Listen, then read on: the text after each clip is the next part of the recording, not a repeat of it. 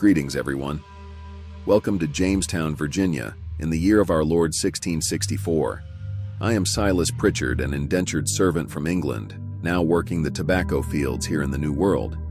My life represents a small but significant part of the greater colonial story, one that encompasses not just Virginia, but also New England, the Middle Colonies, and even the Caribbean.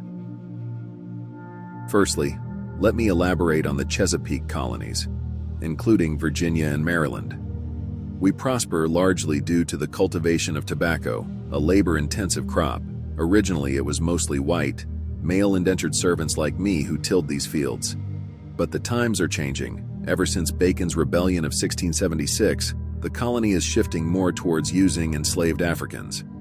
The revolt exposed class tensions and the lack of profitable land, pushing planters towards a more permanent, controllable workforce.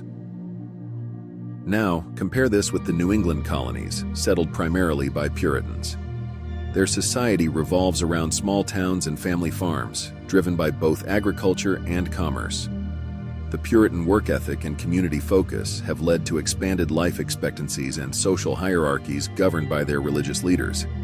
A notion of a city upon a hill serves as a guiding light, but this has its dark sides too, like the Salem witch trials and the banishments of Anne Hutchinson and Roger Williams. Let's not forget the middle colonies like Pennsylvania, where a flourishing export economy is based on cereal crops. William Penn and the Quakers have instituted religious tolerance, attracting various European migrants. The societal atmosphere there is of greater cultural, ethnic, and religious diversity and tolerance, a true middle way, if you will. And then we have the Caribbean colonies and those along the southern Atlantic coast. These colonies leverage their long growing seasons to cultivate staple crops like rice and sugar. Here, enslaved Africans are not merely labor, they form the majority of the population, leading to unique forms of cultural expression, like ring shouts and spirituals. The harsh conditions have led to the imposition of slave codes, strict laws that govern the lives of enslaved people. Lastly, let's speak of governance. Here in Virginia, we've got the House of Burgesses, an elected assembly that grants us some semblance of self-rule. In New England, you'll find the Massachusetts General Court and participatory town meetings.